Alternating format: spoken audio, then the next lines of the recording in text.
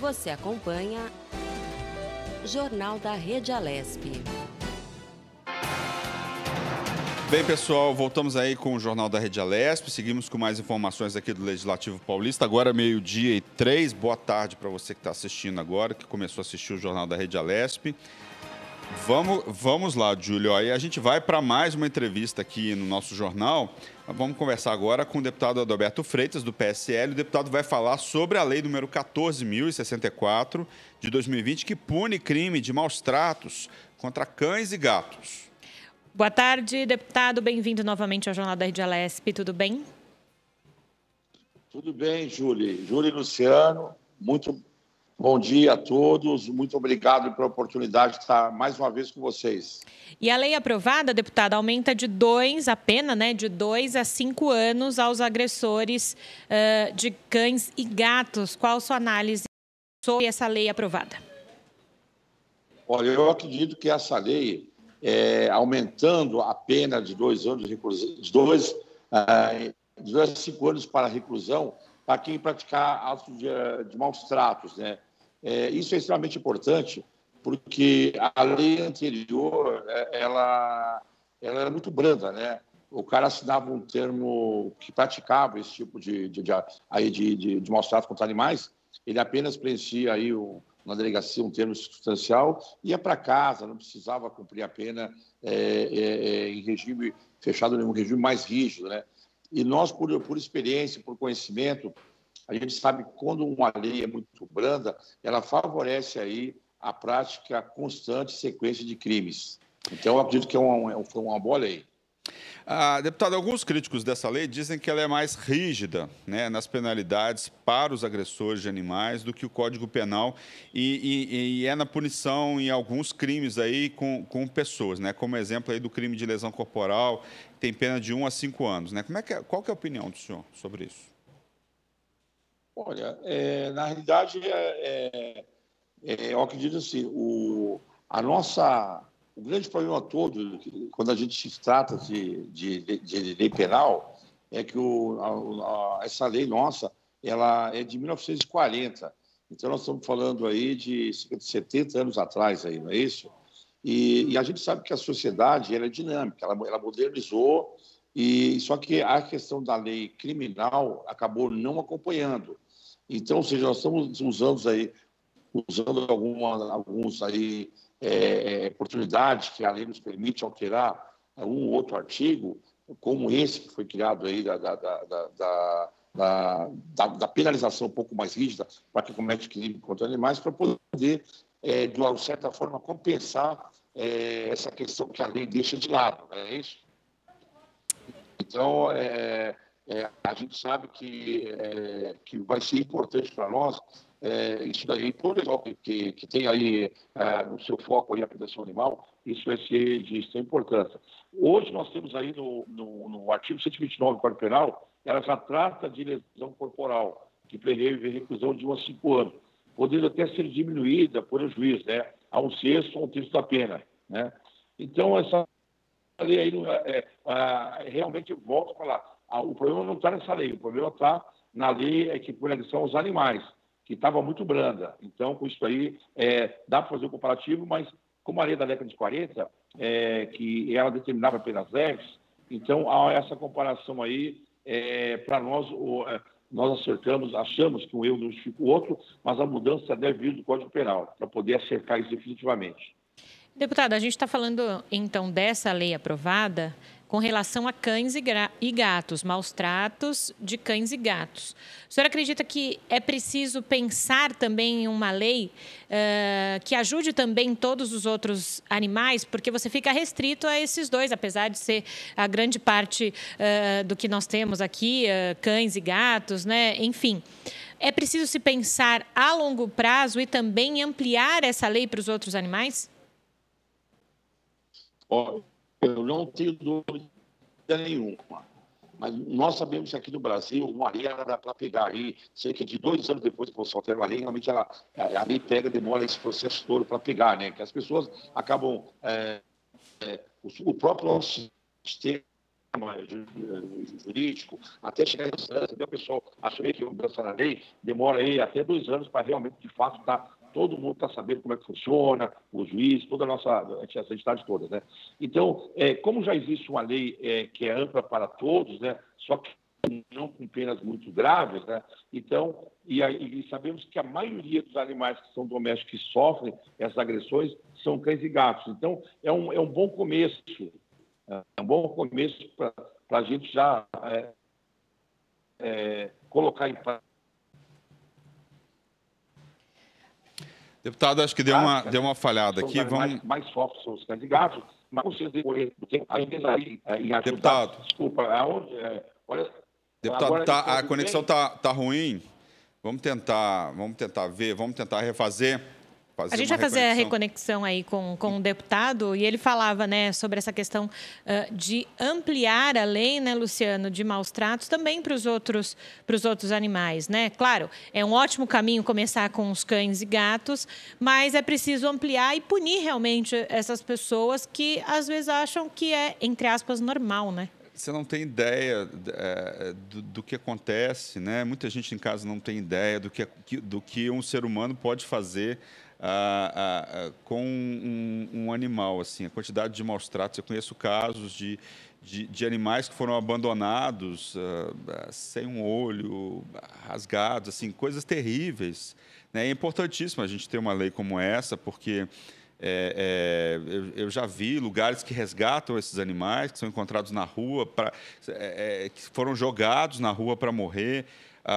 São casos assim, muito tristes da gente ver e até um trabalho muito bacana das ONGs que fazem a recuperação desses animais, que levam eles para tratamento, porque acontecem algumas coisas muito tristes e que mostram aí a natureza de muitas pessoas que estão ali maltratando o animal que é indefeso, o animal que é doméstico, que só quer ali, muitas vezes, o carinho, né? Deputado, o senhor escuta a gente agora? Escuto sim. O senhor estava falando, a gente deu um problema na interrupção, né? Júlio estava perguntando, né? Isso? Pois é, a gente estava falando aqui, deputado, justamente sobre essa ampliação da lei, né? E aproveitando o gancho que você estava falando sobre as ONGs e tudo mais, se alguém quiser denunciar, a gente tem alguns canais aqui também. Vamos passar para o pessoal fazer esse serviço público? 190 da Polícia Militar, 181, que é o Disque Denúncia. Tem o que mais, Luciano? Tem o 0800 61 80 80, 0800 61 80 80, que é o número do IBAMA. E tem a Delegacia Eletrônica de Proteção Animal, a DEPA, que é www.ssp.sp.gov.br/DEPA. Vou repetir o endereço, www.ssp, de pato, né? sp.sp de São Paulo, .gov.br/DEPA, que é D de dado e P de pato A. Né? Esse é o endereço aqui eletrônico para denúncia, né? Acredito eu que pela internet acaba facilitando muito a vida, né, de todo mundo que às vezes não quer ligar, fica com receio de denunciar, né? E quando a gente fala de denúncia, né, Luciano, a gente está falando de denúncia de causa animal, e a gente lembra também daquelas outras questões que todo mundo pede a denúncia contra a violência e tudo mais. Denúncia é para tudo, né? É um modo também de se denunciar, e às vezes as pessoas falam, mas é contra o animal. Poxa, é um ser vivo, né? É um ser vivo e enfim, acho que estamos todos juntos nesse planeta. Acho que, enfim, não tem diferenciação, né? O animal merece também dignidade, merece um tratamento digno, né? O deputado caiu aí agora um pouco, a gente está tentando reconectar com ele, né? A ligação tá ruim, mas é importante a gente ter esse tratamento e essa lei. Daqui a pouco a gente volta a falar com o deputado sobre essa questão e debater mais esse assunto. Vamos de notícia agora. Voltou? Deputado, o senhor escuta a gente agora? Escuto sim, escuto muito bem agora. Vamos lá, hoje está meio complicada a comunicação. Faz parte, internet. Está chovendo também, né? Acaba atrapalhando. Acaba atrapalhando. Júlio estava perguntando. Nós passamos aqui, deputado, alguns números, né, para denúncia também nesse sentido. O senhor falava sobre essa questão de ampliar a lei, né? O senhor quer concluir a sua resposta? Quero sim. Na realidade, essa nova lei, para gerar punição aos agressores de cães e gatos, ele altera o artigo 32 de uma lei de 98, que é a lei do meio ambiente, né? Foi criado o parágrafo 1A, que aumenta as penas quando se tratar de cães e gatos, né? Os outros animais aí que são referidos também, que outros animais, a não ser cães e gatos, né? Continuam sendo punidos de acordo com a mesma lei, né? No artigo 32 da mesma lei, por detenção de 3 meses a 1 ano e multa. É um pouco mais brando para a comunidade de animais que mais sofrem maus tratos são os cães e gatos, né? A gente entende assim que no início o aumento de aumento da punição para cães e gatos é adequado e a ampliação para outros animais ela vai vir por etapa. Após a aplicação dessa lei, normalmente, o que eu falei no começo, né? Uma lei para pegar aqui no Brasil, ela demora aí de 1 a 2 anos, né? E aí, a hora que o pessoal saber, vai ser até por uma situação assim, o pessoal entender que algumas pessoas serão punidas um pouco mais grave, a punição será mais severa, candidatos, ela vai já inibir o maltrato aos animais. Deputado, existem aí, né?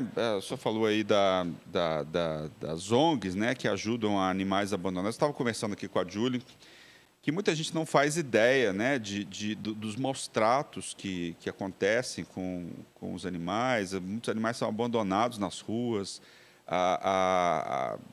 com um olho faltando, feridos, jogados ali para morrer, e alguém vê isso, pega e ajuda a recuperar o animal. Tem várias ONGs. Que tipo o que o senhor pode falar aí de maus tratos animais, né, que acontecem no dia a dia da nossa sociedade, além do abandono, que é muito comum? Olha, eu acredito o seguinte, né? Essa questão de abandono, a gente sabe que existe, né? Em alguns casos aí, tem muita gente que abandona por N motivos, né? Mas a pessoa que realmente aí ela gosta de animais, ela sempre dá um jeito aí já chegou casos até nós, de pessoas que não conseguiam ter o animal por um motivo ou outro, né? E acaba indo para a doação, faz uma corrente aí. E essa questão também de maus tratos, que a gente sempre fala, no passado a gente via muito maus tratos mesmo. O pessoal até a sociedade até se acomodou com essa situação de ver um animal ou outro sendo maltratado, mas acabava não tendo aí não tinha muita publicidade isso daí, era um pouco meio restrito. Agora, com o advento aí de internet, todo mundo hoje tem um celular, que tem câmera, que tem vídeo e tudo mais, as pessoas acabam se inibindo um pouco. Agora, com essa nova lei, algumas pessoas já chegaram até nós conversando, perguntando, né, se realmente você colocou, se a pessoa sabendo que a lei é mais rígida, ela possa antecipar aí o abandono para não correr risco nenhum, né? Eu acredito que da minha forma de pensar, eu acredito que não, né, porque essa lei a questão de abandonar animais, ela já, de qualquer espécie, ela já é crime de acordo com essa lei federal de 98, que é a lei 9.605, né? Que é conhecida como lei de crimes ambientais, né?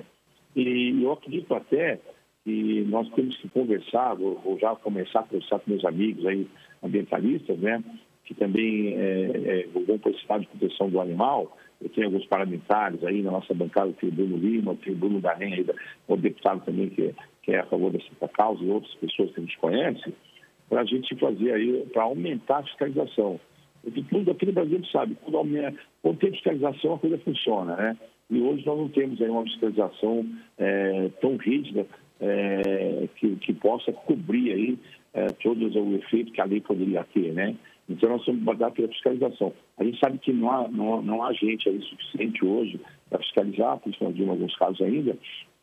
E uma outra fonte também, outra forma também da gente poder inibir essas questões é divulgar aí essa nova alteração da lei, que vai punir realmente de fato as pessoas um pouco mais severa, fazer divulgação para as pessoas entenderem, olha, se fizer errado vai cumprir e vai ser mais complicado, entendeu? E aí eu acreditamos que com o tempo a gente conseguir aumentar a fiscalização e aumentar a publicidade em torno dessa nova lei, desse novo artigo que foi criado, eu acredito que nós vamos ter uma diminuição aí melhor e um pouco mais de respeito para com os animais. Tá certo, deputado Adalberto Freitas, né? O deputado falou aí sobre a lei número 14.064, que pune crime de maus tratos contra cães e Gatos. Muito obrigado pela sua participação. Olha, eu agradeço, Luciano, agradeço, Júlio, por tudo, e todo o pessoal da equipe de vocês aí, que estão sempre atentos às mudanças da lei e acabam nos ajudando também aí. E obrigado pelo grande trabalho que vocês fazem aí, a nos ajudar a ser bem informados também, nós como parlamentares, como a população. Estão todos de parabéns aí, e eu tenho muito orgulho de estar junto sempre com vocês aí na Rede Alesp de Comunicação. Muito obrigado. Obrigada, deputado. Obrigado, deputado. Bem, o deputado Sebastião Santos, do Republicanos, esteve na sede do Departamento Aeroviário de São Paulo, o DAESP, para conhecer a real situação do funcionamento do aeroporto de Barretos. O parlamentar foi recebido pelo superintendente Antônio Claret de Oliveira e por Valdir Rapelo Dutra, assessor de Relações Institucionais da Dersa. O aeroporto foi administrado pelo DAESP de 1978 a 2012 e, a partir daí, com autorização da Secretaria de Aviação Civil, concedeu a gestão à Prefeitura, que ficou responsável pela administração e manutenção. Desde 2016, o parlamentar vem buscando soluções e projetos através de recursos federais e estaduais para que a cidade de Barretos pudesse viabilizar a estrutura do aeroporto, para que o local se transforme em atrativo turístico e opere com rotas comerciais. Jornal da Rede Alesp. Júlio, o Jornal da Rede Alesp agora vai de entrevista. Nós vamos conversar com a psiquiatra Maria Cristina Ferrari, a nossa pauta aí do dia, que é o Dia Internacional da Saúde Mental. Boa tarde, doutora Maria Cristina. Bem-vinda ao Jornal da Rede Alesp, tudo bem? Boa tarde, obrigado pelo convite. Doutora, nós temos então o Dia Internacional da Saúde Mental, trazendo então para o centro da discussão essa questão mental que ficou muito latente, principalmente nesses últimos meses de pandemia. Muita gente tem falado de saúde mental. Lembrando que o Dia da Saúde Mental é amanhã, dia 10 de outubro, né? Só para o pessoal saber em casa. Pode falar, doutora. A Júlia fez a pergunta. O dia mesmo internacional é amanhã, né? Que a gente fala sobre a saúde mental, mas nós devemos lembrar que todos os dias temos que ficar atentos à saúde mental do indivíduo, né? Que desde a criança, eu sou especialista em psiquiatria infantil, nós temos que estar muito atentos nos conflitos emocionais da criança, do adolescente, do adulto, também do idoso, né? Que com essa pandemia eu acho que as faixas etárias que foram mais acometidas foram adolescentes e jovens e os idosos, sem dúvida. Doutora, ainda há muito preconceito em volta das doenças e transtornos mentais, né? Como combater isso? Melhorou muito nessas últimas décadas, mas existe bastante, né? Só nessa semana eu vi 2 casos que me chamou a atenção. A irmã recebeu os amigos em casa e o irmão é esquizofrênico. E ela ficou muito constrangida em relação às atitudes do irmão, porque ele tem uma atitude diferente de um adolescente normal.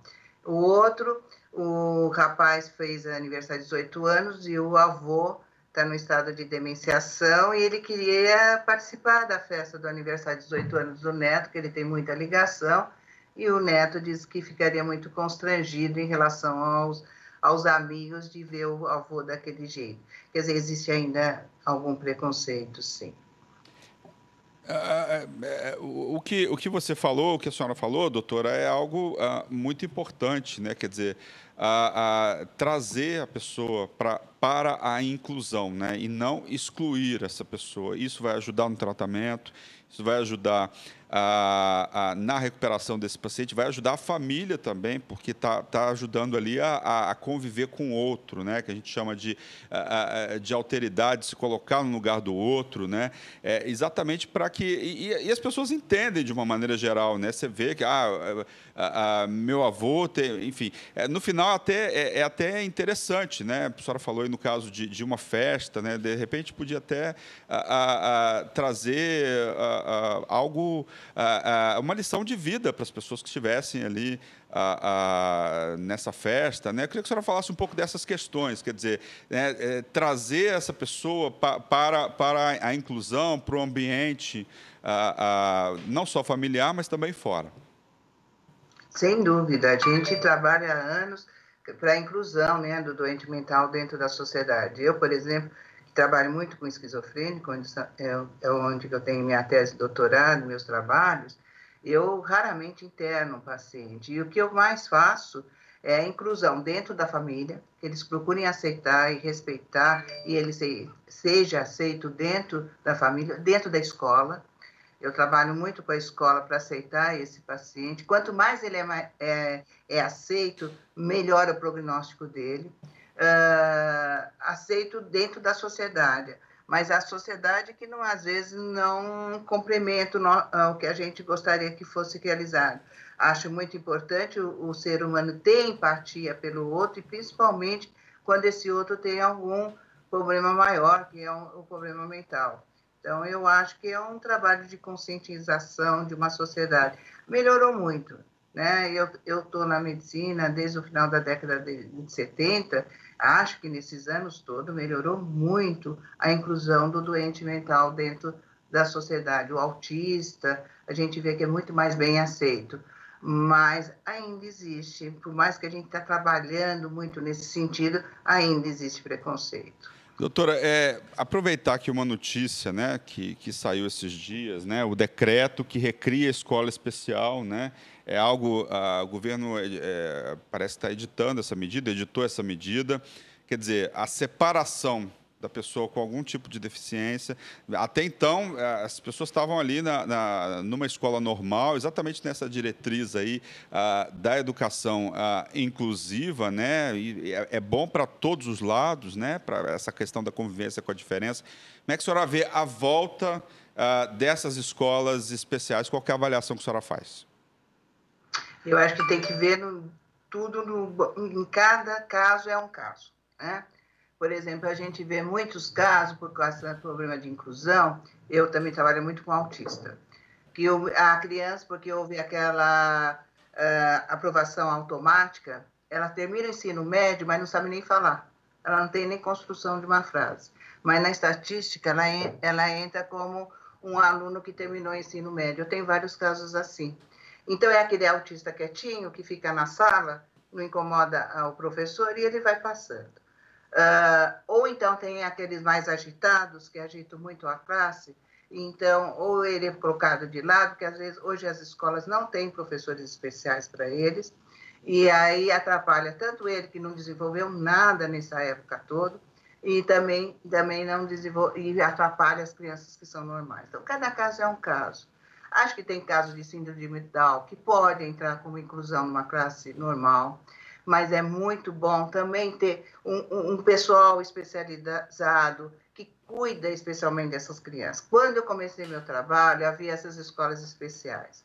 E havia dentro das escolas classes especiais com pessoal especializado, que estudava. Então, havia uma evolução muito melhor dos deficientes, dos autistas e dos Down. Agora, o que está acontecendo nesses anos que eu vi que essas escolas acabaram, esse pessoal especializado também diminuiu bastante. Então, eles são colocados dentro das classes normais, e o que acontece? Eles não têm tido nenhum trabalho. Então, por exemplo, meus autistas, o que eu faço? Eu, às vezes, prefiro colocar em profissionais paramédicos que os ajudam do que, às vezes, colocar numa escola, porque eles não aprendem. Então, eles vão ter uma terapeuta ocupacional, vão ter uma fonoaudióloga, vão ter uma psicopedagoga, e o aproveitamento deles é muito melhor. Então, essa ideia do governo também de, paralelamente, ele não fala totalmente tirar as crianças desse processo de inclusão, mas, paralelamente, criar escolas especiais para as crianças com maiores problemas, ou dentro de uma escola, uma classe especial com pessoal que estudou especializado para trabalhar com essas crianças, é muito bom. Doutora, falando desses últimos meses, né, de confinamento, de pandemia, pode ter daqui para frente, ou as pessoas podem ter desenvolvido algum tipo de transtorno, isso vai refletir no tão esperado pós-pandemia? Como é que a senhora analisa isso? Eu acho que cada indivíduo é um indivíduo, né?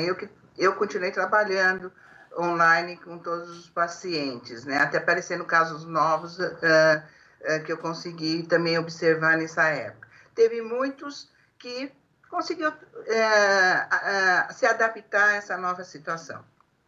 Outros pioraram muito a depressão, porque aumentou muito o medo, a angústia. É impressionante como as pessoas ficaram angustiadas, principalmente no começo. Nossa, no começo as pessoas tinham medo, uma angústia muito grande. Outros perderam emprego, começou a ter problemas econômicos, então aumentou a irritabilidade, problemas de álcool, problemas de droga. Então, tudo isso que eu vi com a pandemia, né? A pandemia foi para a doença, para quem é mais fragilizado, principalmente, um problema muito, muito grande. Pois é, essa questão do confinamento, né? Há a possibilidade de que as pessoas tenham desenvolvido algum transtorno aí durante essa época de confinamento? Sim, eu tive casos que não tinham problema nenhum, são esses casos que procuraram durante a pandemia, que desenvolveram pânico. Pânico foi uma coisa que eu vi muito desenvolver, que é aquela ansiedade muito grande, aquele medo, né? Eles tinham medo de tudo. Eu tive um caso que teve medo de levantar, que ele não sabia o que ia acontecer naquele dia. Outro que a gente viu piorar os casos que tinham, os que não tinham aparecer muito, é o transtorno obsessivo-compulsivo. Então, as pessoas ficaram com medo, tudo contaminava, tinha que passar álcool em tudo, não tinha contato com ninguém. Então, sim, desenvolveu muitas patologias em decorrência da pandemia. Doutora, também nesses últimos tempos, se ouviu muito falar sobre a questão de saúde mental dos indivíduos no sentido de mães estafadas muito mais com toda a dinâmica da casa, dinâmica de escola dos filhos de modo remoto, além do trabalho em home office. Alguns estudos disseram que o impacto de saúde mental nas mulheres foram maiores do que nos homens. Qual que é a leitura que a senhora faz com relação a isso? Foi maior nas mulheres? Acho que sim, né? Porque as mulheres que acarretaram o maior trabalho sobre elas. Por exemplo, na minha amostra que eu vi, elas mandaram embora no início as funcionárias delas. Então, elas começaram a trabalhar em todo o serviço doméstico que nós estávamos acostumados. Muitas tiveram que também continuar com o trabalho home office dentro de casa. Então, as crianças em casa, no começo, algumas crianças com muita dificuldade em se adaptar ao trabalho, ao aprendizado online. Então, elas tinham que ficar do lado das crianças, junto, para acompanhar o desempenho escolar das crianças. Então, eu vi que realmente sobre as mães, o trabalho foi muito grande. E elas ficaram muito ansiosas, eu vi nesses casos muita angústia, muita ansiedade, muito estresse, muita irritabilidade. Às vezes jogavam essa irritabilidade nas crianças. Então, e tudo isso eu cheguei a presenciar bastante. Tá certo. Gostaria de agradecer a psiquiatra Maria Cristina Ferrari, né, falando sobre o Dia Internacional de Saúde Mental, que é amanhã, dia 10 de outubro. Muito obrigado pela sua participação. Obrigado pelo convite, tá? Obrigado. Até logo. Obrigado, doutora. Bem, vamos de notícias aqui, né? Comparada ao pior momento da pandemia de Covid-19 em abril, a indústria brasileira mostrou em agosto 38% de aumento real do faturamento, segundo a Confederação Nacional da Indústria. O Instituto de Pesquisa Econômica Aplicada, o IPEA, trouxe também um dado positivo, aumento de 5,9% na demanda de produtos industriais em agosto. Com isso, a indústria acumulou 4 meses consecutivos de alta e teve em agosto o primeiro dado positivo de emprego. Mas a dúvida em relação à continuidade da recuperação. Vem aí o fim dos programas de auxílio a pessoas e empresas, algo que pode levar a taxa de desemprego de 14% atuais para 16% em 2021 e, com isso, comprometer o andamento da retomada econômica, de acordo com o Instituto Brasileiro de Economia da Fundação Getúlio Vargas. Vamos conversar agora com a Simone Camargo Rocha, que é agente de telecomunicações da Polícia Civil. A Simone vai contar para a gente como é conciliar a função de agente policial com atividades esportivas. Boa tarde, Simone. Bem-vinda ao Jornal da Rede Alesp. Tudo bem? Boa tarde. Simone. Boa tarde. Tudo ótimo. Muito obrigada a vocês pela oportunidade. Obrigado a você por estar aqui com a gente. Simone, conta pra gente, então, como você desenvolve o seu trabalho aí na Polícia Civil e como concilia, então, com essa carreira esportiva? Bom, eu entrei na polícia no ano de 2001, desde então eu desempenho minhas funções num setor que nós chamamos de Sala de Meios de Comunicação, aqui na 5ª Seccional da Polícia Civil. Basicamente, nosso trabalho é na área de comunicação interna da polícia, onde nós utilizamos rádio, intranet, telefone, e a minha atividade esportiva eu realizo nos momentos em que eu não estou aqui na polícia, né, nos meus momentos de folga. Conto aí com o apoio, né, logístico aí do marido, da família, da minha mãe, que eu tenho 2 filhos também.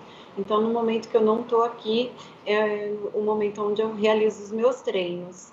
E nos momentos onde eu tive que defender, né, a seleção brasileira, onde eu fui convocada para defender a seleção brasileira, eu contei sempre com a compreensão dos meus superiores e a liberação do Estado através de dispositivos legais que garantem essa liberação. Como é que você lida com isso, com as 2 carreiras e representando a seleção brasileira, representando o nosso país? Primeiro, eu tenho muito orgulho nas 2 funções que eu desempenho, né, segurança pública, e também você atuar representando o Brasil é uma fonte de orgulho, e acho que as 2 coisas se complementam, né? Porque o esporte é, na minha opinião, uma das maiores formas de combate, né, à criminalidade, à violência, é uma das melhores formas de saúde, de promoção da saúde e de promoção de qualidade de vida para as pessoas. E quando você consegue ter um papel atuante nessa via de promoção de saúde, é muito gratificante, além, né, claro, sempre de você estar em algum lugar representando essa bandeira maravilhosa do nosso país. Isso não tem preço. Simone, então a gente vai falar, né? A Simone, ela é atleta do goalball, atleta paralímpica, por isso que ela está falando de defender a seleção brasileira. Simone, então, acabei de falar aqui que você é atleta do goalball, que é uma prática esportiva paralímpica. Conta um pouquinho para a gente como é que funciona o goalball para quem não conhece essa modalidade. Bom, eu tenho deficiência visual total, né? Eu sou cega. E o goalball, ele é uma modalidade que foi criada no pós-guerra para a reabilitação de pessoas que adquiriram uma deficiência visual. Ele foi uma modalidade que ele foi criada especificamente para pessoas com essa deficiência. Então, eles têm todo o seu cenário de prática esportiva baseado nos sentidos da pessoa com deficiência visual, que é o tato, né, os sentidos mais aí desenvolvidos, o tato, a audição. Então, as linhas do goalball, elas têm um alto relevo que é produzido por uma fita que é passada em cima de um barbante. A bola do goalball, ela tem um guiso que possibilita aí, né, a gente localizar ela na quadra, sem falar na comunicação que a gente tem aí entre nós atletas, né? Então, a audição é um fator bastante importante na prática do goalball. E eu acho que o bacana dessa modalidade que é você focar nas potencialidades do indivíduo, né? E não focar naquilo que ele tem dificuldade, porque eu acho que todos nós temos dificuldades e temos potencialidades. E eu acho que o goalball conseguiu captar bem esse ponto. Isso é a grande contribuição, né, do esporte para todo mundo, né, para a vida de uma maneira geral, é uma grande lição, né? Todos nós temos as nossas, o nosso lado mais forte, o lado mais, né, que pode ser desenvolvido. Eu queria que você falasse um pouco sobre a atuação, né, já que você representa a seleção brasileira, a atuação do Brasil nos Jogos Paralímpicos, né? A gente teve uma excelente colocação na última Olimpíada, que por acaso foi a Olimpíada Brasileira, né, 2016, porque Tóquio era para acontecer agora em 2020, mas ficou para 2021. E a gente também teve uma excelente participação nos Jogos Pan-Americanos. O Brasil ficou em primeiro lugar, né? Bicampeão do Parapan. Bicampeão do Parapan. A gente teve um excelente desempenho nos Jogos Pan-Americanos e um desempenho melhor ainda nos Jogos Pan-Americanos. Eu queria que você falasse desse momento, né, do esporte paralímpico brasileiro e da importância dele para o país inteiro? O esporte paralímpico, ele tem crescido muito ao longo dos anos, aí, no Brasil principalmente. Nós tivemos alguns aportes de recursos muito importantes, que é a Lei Agnello Piva, que garante parte das apostas, né, das loterias da Caixa para o esporte paralímpico, assim como muitos outros setores da sociedade, mas o esporte paralímpico é um dos setores beneficiados por esse repasse de recurso. E esse repasse permitiu o desenvolvimento e também o programa Bolsa Atleta, hoje Secretaria Especial de Esporte de Alto Rendimento, né, que traz aí o maior programa de patrocínio direto ao atleta do mundo, né? Então, essas duas situações contribuíram muito para o crescimento.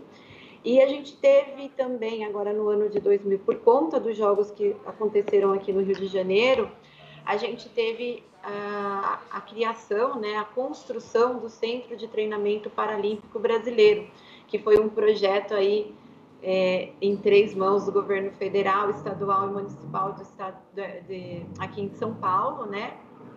E é um grande ganho para o esporte paralímpico, porque hoje a gente fala que o esporte paralímpico tem uma casa.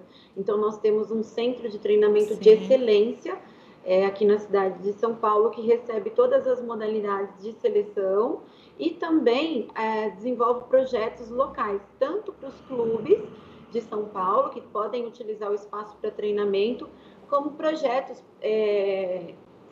fomentando o esporte aí para crianças em idade, né, escolar, desde 5, 6 anos. Existem crianças fazendo escolinha de esportes paralímpicos lá no CT, né, a gente chama de CT paralímpico. Então, tudo isso, né, a soma de tudo isso fez com que o esporte paralímpico tivesse aí esse grande desenvolvimento, né? E a importância, né, do esporte paralímpico, que eu entendo, é a sociabilização da pessoa com deficiência, né? O esporte paralímpico, ele é uma das formas de mostrar para a pessoa com deficiência a sua capacidade. Ele não é a única, com certeza, mas é uma das, né? O esporte, ele sempre vai trazer para o ser humano, eu penso de uma maneira geral, a fala de que ele pode ser melhor. Hoje, se ele persistir no seu treinamento, seja ele de que nível for, amanhã ele vai ser melhor do que hoje. E isso, para a pessoa com deficiência, eu acho que é um fator de bastante importância, porque muitas vezes ela escuta o que ela não consegue, o que ela não pode. E o esporte vai mostrar para ela o que ela consegue e o que ela pode, que eu acho que isso é muito importante. Tanto para ela, como para a família e para a sociedade. Simone, você estava falando do centro de treinamento, o Centro de Treinamento Paralímpico fica ali no final da rodovia dos Imigrantes, né? Aproveitando esse seu gancho, muito se fala também em dar condições para que as pessoas cheguem ao local de treinamento. A gente sabe que também a Prefeitura aqui de São Paulo disponibilizou ali do Terminal Jabaquara até o Centro de Treinamento Paralímpico uma linha de ônibus exclusiva para que vocês possam ir treinar lá, mas é preciso pensar políticas públicas para as pessoas com deficiência, para melhorar a vida e locomoção dessas pessoas na cidade? Sim, muito. Eu acho que assim, o Centro de Treinamento Paralímpico aqui em São Paulo é um ganho muito grande, mas a gente carece, né, de espaços públicos de treinamento. Eu não falo nem paralímpico, mas de treinamento do esporte, de práticas esportivas de uma forma geral, no Brasil inteiro. E as estruturas ainda são necessárias. É necessário, a gente já avançou muito, sabe? Eu acho que não dá para desconsiderar o que já foi avançado, mas existe muito a se avançar ainda, né? Para se considerar a pessoa com deficiência como um membro da sociedade, né? A sociedade, todos os serviços sociais, eles têm que estar disponíveis para a pessoa com deficiência, assim como ele está disponível para qualquer cidadão. Eu acho que a partir do momento em que nós pensarmos em criar espaços, em criar serviços, pensando na pessoa com deficiência como uma parte atuante, participante da sociedade, a sociedade como um todo vai crescer, porque esse público, ele é um público consumidor, ele é um público produtivo, né? Então, só tem que ser dadas as condições para que isso aconteça, respeitando aí as diferenças e necessidades de cada cidadão. Como é que é? A gente vê, por exemplo, nas competições olímpicas e paralímpicas, né, que muitos atletas fazem parte do exército, da polícia, é algo que tem acontecido bastante nos últimos anos, né? Como é que você vê essa relação? Eu acho que é você aliar aí, porque as polícias, né, principalmente o exército, eles têm grandes aparelhos esportivos em todo o Brasil. E muitas vezes o que a pessoa que deseja fazer a prática esportiva carece justamente de aparelhos, são pistas, são piscinas, são quadras, e o profissional ali disponível para estar oferecendo essa prática com segurança e com o conhecimento técnico que ela necessita para se desenvolver. Então, essa prática ela se faz vitoriosa porque ela junta isso, ela junta a habilidade, o talento do atleta e os aparelhos que essas polícias disponibilizam aí para que o atleta esteja atuando. Eu acho que é uma parceria vencedora, como nós temos visto no grande número de medalhas, né, que os atletas que vêm do Exército têm conquistado aí nas competições internacionais. Tá certo. Obrigado aí a Simone Camargo Rocha, agente de telecomunicações da Polícia Civil. Simone falou aí de conciliar a função de agente policial com atividades esportivas, né? Simone faz parte da Seleção Brasileira de Goalball. Muito obrigado, parabéns aí por estar na Seleção Brasileira. Eu estive na seleção até a última representação no ano de 2019, né? E agradeço muito vocês pelo espaço, pela oportunidade de estar falando desse assunto que para mim é apaixonante e está trazendo um pouquinho mais de conhecimento para quem está ouvindo a gente. Muito obrigada. Tá certo, muito obrigado. Então, a coletiva já está acontecendo, o Jornal da Rede Alesp, tudo sobre o Legislativo Paulista. Muito obrigado pela sua participação. Você que quer ligar para a gente, o telefone é 11 98457 8129. Deixe lá a sua mensagem. E por hoje é só, um ótimo final de semana para você. Ótimo final de semana. A gente acompanha agora a transmissão ao vivo da coletiva do Governo do Estado de São Paulo. Pessoal, boa tarde a todos. Obrigado pela presença. Hoje, 9 de outubro, mais uma coletiva de imprensa aqui no Palácio dos Bandeirantes. Hoje com a presença do Bruno Covas, prefeito da capital de São Paulo, Jean Gorenstein, secretário da Saúde, Patrícia Ellen, secretária de Desenvolvimento Econômico, Marco Vignoli, secretário de Desenvolvimento Regional, e também do José Medina, coordenador do Centro de Contingência do Covid-19, e João Gabardo, coordenador executivo do Centro de Contingência do Covid-19.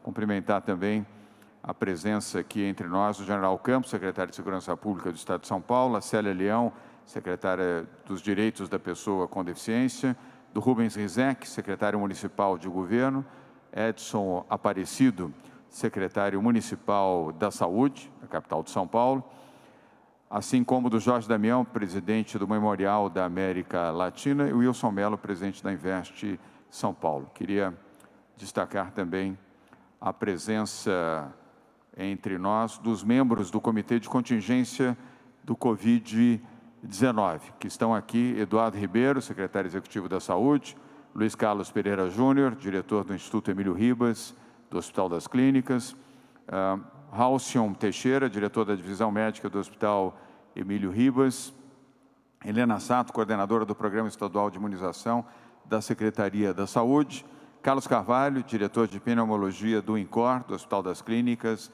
da Universidade de São Paulo, além dos que estão aqui à frente, o Dr. Medina, o Dr. Gabardo e Dr. Jean Gorenstein, todos membros deste comitê.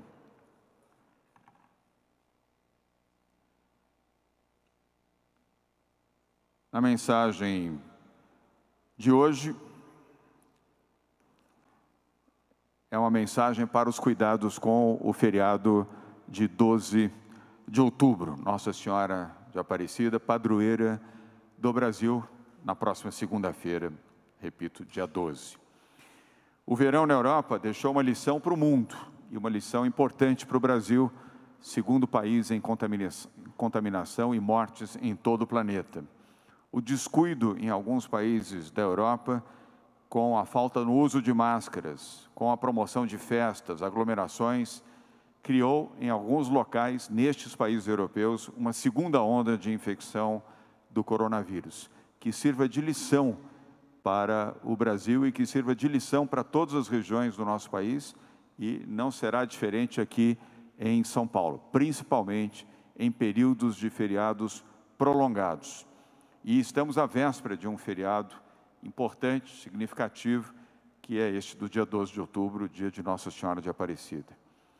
Compreendo que as pessoas queiram aproveitar esse momento com os seus familiares, seus filhos, seus pais, seus avós, seus amigos, seus parentes, enfim.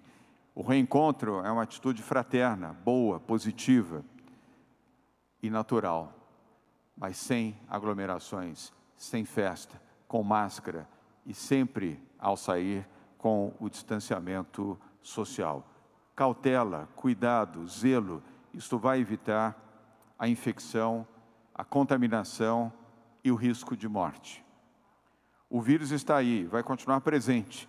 E se as pessoas se aglomerarem na praia, no calçadão, numa praça, num parque, numa casa, num pátio, onde for, o risco é a retomada da força do vírus.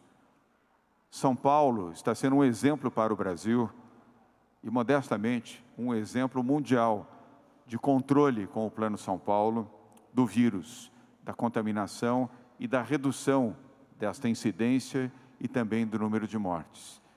Um exemplo também pelas medidas adotadas pelo governo de São Paulo, pela Prefeitura da capital de São Paulo, por prefeitas e prefeitos do Estado de São Paulo, em medidas como a obrigatoriedade do uso de máscara, a obrigatoriedade do distanciamento social, a obrigatoriedade, o estímulo para o uso de álcool em gel e de medidas protetivas. Então, nós precisamos compreender que sim, podemos desfrutar o final de semana prolongado, mas com cuidado. Cuidado para proteger a sua vida, a vida dos seus familiares e a vida dos seus amigos. O vírus não escolhe vítima, nem idade, nem sexo, nem condição socioeconômica. Nós avançamos muito até aqui com o Plano São Paulo. E nós desejamos continuar avançando, desejamos continuar evoluindo para, gradualmente, seguindo a orientação do Comitê de Saúde, permitir a distensão desde que os números e as condições permitam. Temos também uma vacina a caminho e na semana que vem voltaremos a tratar fortemente sobre o tema da vacina do Butantan, a vacina para os brasileiros de São Paulo e para outros brasileiros também. Mas enquanto não tivermos a vacina, cautela, proteção, zelo, cuidado. E até lá, vamos seguir produzindo bons resultados com a colaboração de todos. Todos que amam a vida, todos que amam a sua vida, todos que amam os seus familiares, todos que amam os seus amigos. Faça uma reflexão, se você tiver dúvida disso. Lembre das pessoas que você perdeu ao longo desses 8 meses. Pessoas da sua família, amigos queridos, vizinhos. Lembre das vidas que se perderam antes de tomar atitudes equivocadas que podem comprometer a sua vida. Nas informações de hoje, 6 regiões do Estado de São Paulo progridem e agora 76% da população do Estado segue para a fase verde do Plano São Paulo, incluindo a capital do Estado. Nesta 14ª requalificação do mapa do Plano São Paulo, que vocês verão em seguida, as regiões de Campinas, Piracicaba, Sorocaba, Taubaté, Baixada Santista e a região metropolitana de São Paulo evoluíram da fase amarela e agora entram na fase verde. Juntas, essas regiões concentram 76% da população do Estado de São Paulo. E, a partir de agora, terão um pouco menos de restrições no seu dia a dia, de acordo com as indicações do Plano São Paulo. Essa nova configuração do mapa do Plano São Paulo passa a valer a partir de amanhã, dia 10 de outubro, e valerá até o dia 16 de novembro, quando faremos uma nova requalificação. Portanto, repito, esta nova configuração do mapa do Plano São Paulo passa a valer a partir de amanhã, 10 de outubro, com 76% do estado em condições de menor restrição, a chamada faixa verde, e requalificação que valerá até o dia 16 de novembro. Os indicadores da pandemia melhoraram no estado, como já vem ocorrendo nas últimas semanas, e vocês todos têm acompanhado isso nas coletivas organizadas aqui em São Paulo. Nessas regiões, a progressão foi ainda mais acentuada, nas regiões que eu acabo de mencionar. Por isso, evolução para uma fase menos restritiva. Devido à regressão dos indicadores da pandemia na região metropolitana, o Centro de Contingência, composto por 20 médicos, especialistas, epidemiologistas e infectologistas, recomendou a reunificação da Grande São Paulo em somente uma divisão regional de saúde. O coordenador do Centro de Contingência, José Medina, vai detalhar as razões desta decisão do comitê que ele coordena.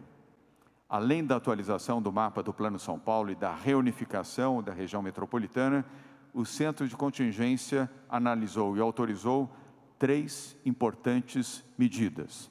Primeiro, as regiões que estão na fase amarela vão poder estender de 8 para 10 horas o funcionamento dos estabelecimentos comerciais, incluindo comércio de rua, shopping centers, academias e prestadores de serviços. Repito, regiões que estão na faixa amarela vão poder estender de 8 para 10 horas o funcionamento dos estabelecimentos comerciais, incluindo shoppings, comércio de rua, academias, cabeleireiros e prestadores de serviços. Regiões que agora estão na faixa verde, o funcionamento do comércio, do setor de serviços, incluindo shoppings, academias, será de 12 horas. Repito, regiões que ingressam na faixa verde do Plano São Paulo, a partir de amanhã, poderão funcionar por 12 horas, incluindo restaurantes, comércios e setores prestadores de serviço. Terceira informação, especificamente na área da gastronomia, de restaurantes. Restaurantes e similares poderão ficar abertos até às 23 horas, dentro das regras do Plano São Paulo. Mas o serviço aos seus clientes, aos seus consumidores, deverá ser interrompido às 22 horas, obrigatoriamente.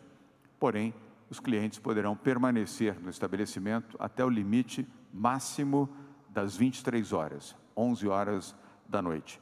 Às 11h05, esses estabelecimentos deverão estar com as portas fechadas e com, evidentemente, a compreensão dos seus clientes para obediência a esta medida. Medida esta que vale para as regiões que estão na faixa verde e na amarela. Portanto, ela se aplica às duas fases, amarela e verde. São boas notícias que nos permitem, de forma segura, dar um passo atrás do outro para permitir esta flexibilização para os 45 milhões de brasileiros de São Paulo, aonde a mudança favorece esta medida. Vocês verão na sequência no mapa do estado de São Paulo. Porém, repito, sobretudo diante da iminência de um feriado, na próxima segunda-feira, e dentro de menos de 30 dias, um segundo feriado, que é o feriado de finados, cautela, cuidado, atenção, oração e proteção. Até que tenhamos a vacina, todos nós deveremos ter extremo cuidado com o vírus, com as nossas vidas, as vidas dos nossos familiares e dos nossos amigos. Para falar dos temas que aqui foram apresentados, começando com a decisão das regiões que progrediram e agora estão incluídas na faixa verde, nós vamos começar com o José Medina, que é o nosso coordenador do Centro de Contingência do Covid-19, na sequência com o Jean Gorenstein, secretário da Saúde. Medina. Boa tarde. Obrigado, governador. O Comitê de Saúde propôs 2 modificações que nós vamos demonstrar. Primeiro, os indicadores de evolução da pandemia e depois na classificação por DRS para todo o Estado. O comitê entendeu que a evolução da pandemia, analisada a cada 7 dias, traz uma instabilidade, principalmente considerando a disparidade entre a data do evento e o dia da notificação, e assim, a partir de agora, tanto no numerador como no denominador, nós vamos ter no numerador os 28 dias atuais e no denominador os 28 dias imediatamente anteriores para fazer a evolução, para determinar a evolução da doença. Isso minimiza a distorção na definição dos indicadores de classificação em fases, que é gerado principalmente pela oscilação entre as datas do evento e da notificação ao sistema. Ele dá mais estabilidade para o gerenciamento das atividades e evita até um ping-pong entre cores dentro da mesma região. Então, isso facilita o trabalho, facilita a programação daquela determinada região, naquela determinada cor. Isso nós consideramos uma evolução bastante importante dentro do Plano São Paulo. A segunda alteração que foi proposta pelo Comitê de Saúde e aceita pelo Comitê Gestor é uma recomendação de unificação da DRS-1, da reunificação da DRS-1, Divisão Regional de Saúde 1, que abrange toda a região metropolitana de São Paulo, que foi desmembrada no início da pandemia, quando havia necessidade. Uma mesma vaga com branco, possuindo as mesmas qualificações, na maioria das vezes escolhem o branco. Isso precisa mudar. Pense nisso. Agora, quem escolhe é você. Orlando Silva, 65. O prefeito que São Paulo precisa. Meu nome é André Matarazzo. Eu já fui ministro, embaixador, secretário estadual e fui o 2º vereador mais votado de São Paulo. Cumpri meu mandato do primeiro ao último dia. Eu também fui secretário de subprefeituras e fui subprefeito da Sé. Eu conheço essa cidade como a palma da minha mão. Conheço os problemas e as necessidades das pessoas, pois toda a minha vida eu me preparei para ser prefeito. Por enquanto, o que eu peço é que você me conheça melhor. Veja o que eu já fiz e o que eu penso, mas principalmente o que eu vou fazer para São Paulo voltar a ser São Paulo. Meu nome é André Matarazzo.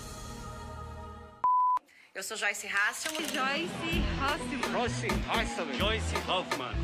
Ai, cara. Joyce Hasselman. Ai, não sei não. Mas você pode me chamar de Joyce. Eu fui pras ruas, eu saí do estúdio de jornalista e fui pra Paulista, lutar pela Lava Jato, contra a corrupção. Fui perseguida, tive que andar com colete à prova de bala. Eu vivi uma perseguição por parte da esquerda gigantesca e eu enfrentei, porque eu não tenho medo de bandido. Em relação à minha saída do governo, as pessoas não acompanharam, não sabiam dos detalhes, porque eu estava blindando o governo e protegendo o governo, eu precisava entregar essa reforma da Previdência. Vamos lá, minha gente, por que ser prefeita de São Paulo? Cheguei nessa cidade, eu não fui embora mais. E eu digo, daqui eu não saio, não tem como. Aqui é a terra das oportunidades. E é isso que eu quero entregar para esse morador de São Paulo. Quem aí está satisfeito com os últimos prefeitos que a nossa cidade já teve? Não tem jeito. E quando não tem jeito, tem Joyce. Tem Joyce, tem jeito. Gente, nessas eleições, eu me apresento não para pedir uma nova chance, mas para pedir uma chance para São Paulo. Em 2012, fui candidato e o eleito foi o Haddad, considerado o 2º pior prefeito de São Paulo. Concorri de novo em 2016 e o escolhido foi o Dória, que abandonou a cidade. Agora me respondam, São Paulo melhorou com o PT? Melhorou com o Dória? O que São Paulo precisa é de um prefeito que tenha apoio do presidente da República. Eu sou esse candidato. Depois de cuidar de você, consumidor, eu quero, junto com o Bolsonaro, cuidar de todos os cidadãos. Agora chegou a nossa vez. E Bolsonaro apoiando, São Paulo é quem sai ganhando. Olá, São Paulo. Em março desse ano, a Covid-19 parou o coração da América Latina. Parou a cidade de São Paulo. Parou também, e para sempre, o coração de muita gente. Eu não poderia, nesse momento, nesse nosso primeiro encontro, deixar de me solidarizar com todos que perderam um ente querido para a pandemia. Que Deus dê a vocês compreensão e a força para superar esse momento tão difícil. E aos que arriscam suas vidas para salvar outras vidas, a nossa mais profunda gratidão. Há cidades em outros países que, logo no início da crise, adotaram medidas mais rigorosas e, com isso, evitaram milhares de mortes. Eu não vou aqui julgar ninguém, mas vocês, tenho certeza, saberão fazer o seu julgamento. De qualquer forma, a pandemia nos mostrou a importância de se resgatar valores como o da solidariedade, da compaixão e do respeito pelo próximo. Valores tão necessários para uma sociedade mais justa, mais igual e com muito mais oportunidade para todos. É com esse espírito que eu irei conduzir a Prefeitura de São Paulo. Tudo mudou e o papel da Prefeitura também tem que mudar. E vai mudar. Quem me conhece sabe, aqui tem palavra. Pessoal, estão usando o teu dinheiro para fazer essas propagandas políticas todas. Eu sou o único candidato que abriu mão desse privilégio. Vem agora para minha live no canal do YouTube Mamãe Falei, que eu vou te contar as propostas que vão mudar a sua vida. Eu sou Arthur Doval, 51. Gilma Tato é 13. Cresci na periferia de São Paulo, na Capela do Socorro. Talvez você ainda não me conheça, mas com certeza conhece o meu trabalho. Gilmar Tato foi secretário de Marta e do Haddad. Criou programas que mudaram a vida do paulistano. Bilhete único, um vai e volta, passe livre do estudante, fez os corredores de ônibus e trocou a velha bolacha seca por comida de verdade na merenda escolar. Se você conhece o bilhete único, os corredores de ônibus, o vai e volta, as ciclovias, você conhece o trabalho de Gilmar Tato. Nós já provamos que dá para governar junto com o povo. E é isso que eu vou fazer. Devolver a cidade para as pessoas. E trazer de volta os projetos vitoriosos do PT, que transformaram a vida de milhões de paulistanos. A prefeitura vai cuidar de todo mundo. Dinheiro tem, precisa gostar do povo. Eles tiram os benefícios, o PT dá os benefícios.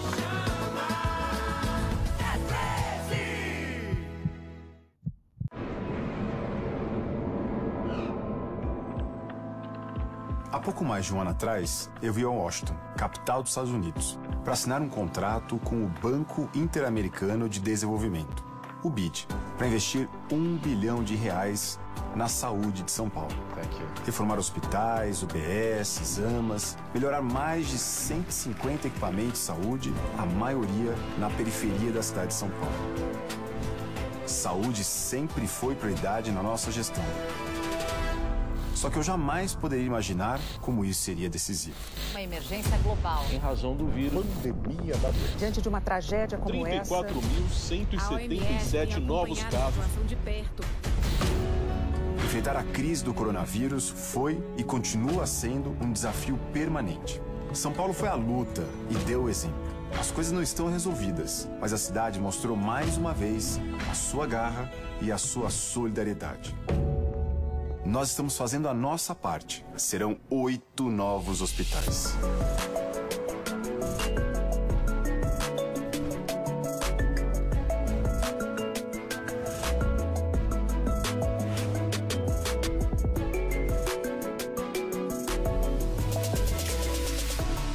As equipes de saúde, os médicos, os enfermeiros, os agentes comunitários foram heróis. A população vem colaborando em sua maioria. São Paulo é essa força, essa história de superação e de luta. A minha vida inteira é dedicada à política. Tenho prazer em fazer o que eu faço. Eu me dedico, me sinto preparado e gosto de ser prefeito. Assumi um compromisso com 12 milhões de pessoas que vivem aqui na nossa cidade. É a minha obrigação.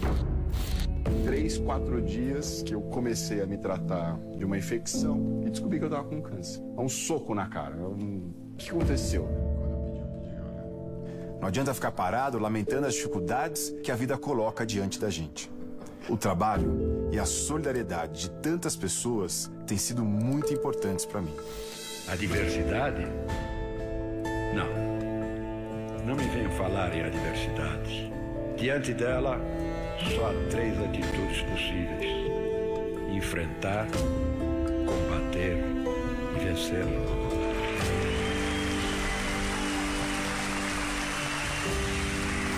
O meu avô e o meu filho são as minhas maiores inspirações. Eu estou bem, saudável, fazendo o meu tratamento, cada dia melhor que o outro. Ter enfrentado a morte cara a cara me mostrou o receio que as pessoas têm de perder a vida. Se eu, tô vendo de tudo que os médicos me recomendam para poder melhorar a minha saúde, como é que eu também não vou fazer a mesma coisa que os médicos me recomendam para poder ajudar a saúde da população? E a cidade de São Paulo entendeu que a vida vem em primeiro lugar, para que a gente pudesse montar os hospitais de campanha, para que a gente pudesse entregar 8 novos hospitais. E como prefeito, eu sei que eu posso ajudar os 12 milhões de paulistanos e, mais do que isso, a população mais necessitada. Guilherme Boulos como prefeito, Luísa Erundina como vice, uma oportunidade histórica de eleger esse homem valente, honesto, corajoso. Erundina é uma mulher que carrega na sua história todos os valores que eu acredito que um político tem que ter. Vote Boulos 50. Você que é cidadão de São Paulo e quer conhecer boas ideias para resolver os problemas da nossa cidade, acesse sabará30.com.br e vamos conversar. Felipe Sabará 30. Ofertar mais vagas de mesas aos bares e restaurantes na cidade de São Paulo que adotem o mesmo tipo de cautela e o mesmo tipo de procedimento do projeto que foi instalado no centro da cidade. E também, para a semana que vem, nós teremos, por parte da Prefeitura, a apresentação dos resultados de mais uma fase do inquérito dos adultos e mais uma fase do inquérito infantil. Muito obrigado, bom dia a todos. Obrigado, Bruno. Vamos agora a Patrícia Ellen. Antes, porém, queria agradecer a presença do Antônio Embaçaí, nosso secretário de Governo em Brasília, aqui entre nós.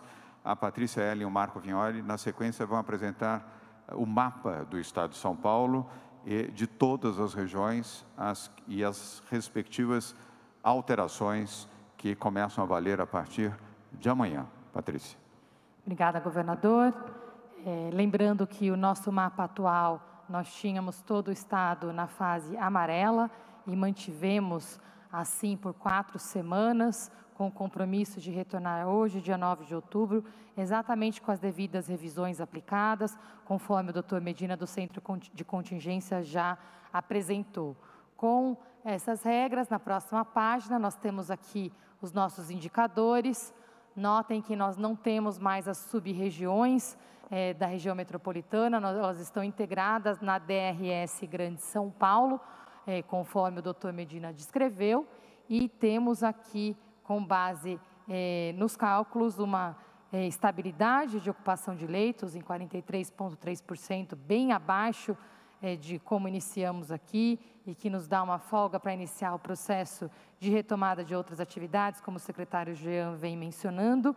Nós temos aqui também uma redução bastante expressiva de casos, internações e óbitos, em geral no estado, salvo algumas exceções, em especial aqui, a maior exceção é o caso da região de Barretos, que manifestou uma alta no número de internações e de óbitos, e por isso, na próxima página, nós temos aqui as 6 regiões que passam para a fase verde e a região de Barretos que passa para a fase laranja, as demais regiões ficam na fase amarela. Então, nós temos 6 regiões agora na fase verde, que são a região da Grande São Paulo, Sorocaba, Taubaté, Campinas, Baixada Santista e Piracicaba. Com esse novo mapa, na próxima página, nós vamos ver que 76% da população agora está em regiões que estão na fase verde. Por isso, a mensagem que o governador ressaltou aqui com muita ênfase, bem como o prefeito Bruno Covas, é muito importante. Nós temos que lembrar Aqui a fase verde é uma fase que ainda requer cuidado também, que permite uma retomada significativa de atividades, mas que os protocolos, mais que nunca, precisam ser mantidos e respeitados.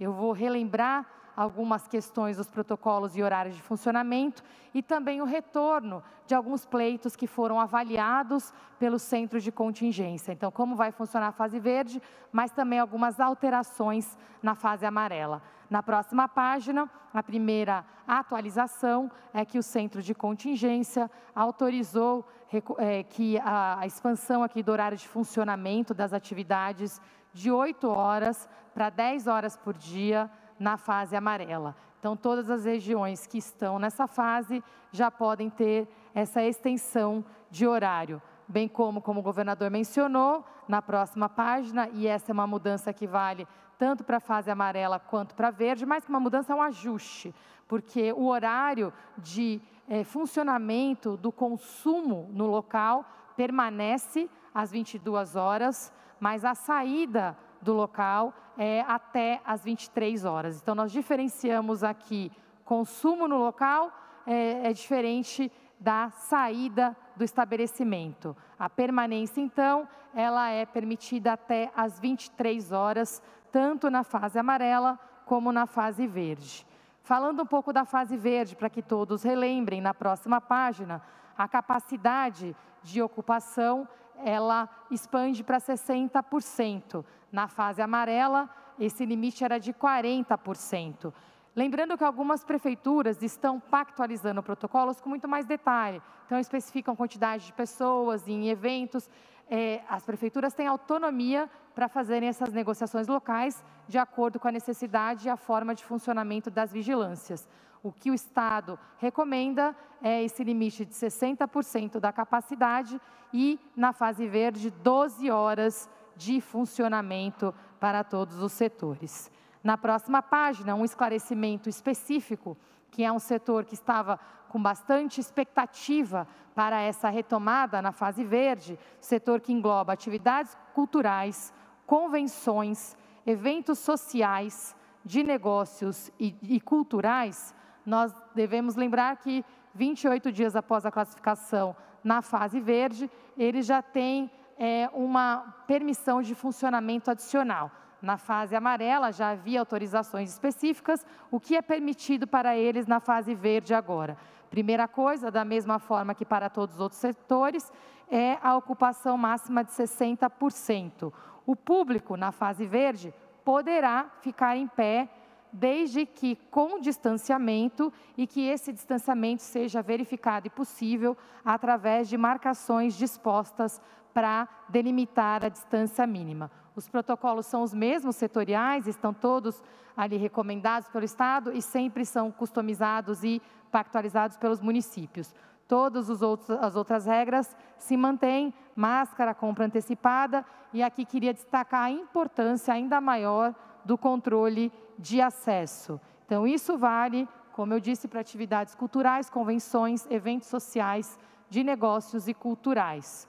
Na próxima página, da mesma forma que há um avanço importante na retomada, há coisas que não podemos retomar. Então, um ponto específico, e esse é um pedido sempre destacado pelo Centro de Contingência, é que não podemos permitir aglomerações. E aqui alguns exemplos específicos de atividades que geram aglomerações. Festas, baladas, torcidas em estádio, grandes shows com público em pé, não estão autorizados, mesmo na fase verde. Então, eu finalizo com isso a minha explicação. Estamos disponíveis para esclarecimentos. O secretário Vignoli vai dar os detalhes regionais, mas fica esse pedido, mais uma vez, para o nosso trabalho consciente e de forma unida. Nós vamos dar um passo além na retomada de atividades e isso requer ainda mais responsabilidade de todos nós. Muito obrigada.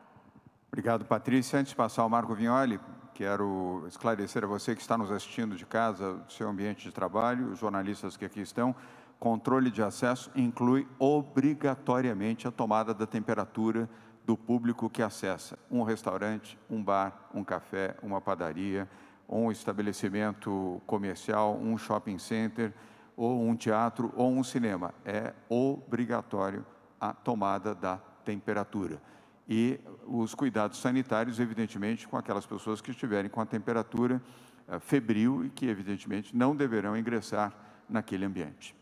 Marco Vignoli.